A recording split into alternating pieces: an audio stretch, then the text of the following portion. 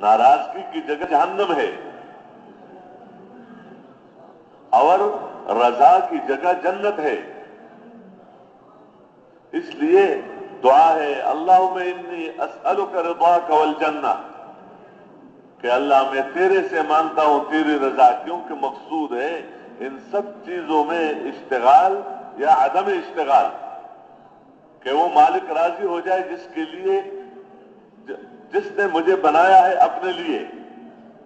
میں اللہ ہی کا ہوں، اللہ کا عبادت کرنا میرا کام ہے، تو عبادت میں اللہ کو راضی کرنا میرا کام ہے. فاعبد اللہ مخلصا لہ الدین، کہ بندگی خالص اللہ کے لیے ہو، اللہ کے ساتھ کوئی شریک نہ ہو. تو دعا ہے اللہم انی اسألک رضاک والجنہ وما قرب الیہا من قول و عمل.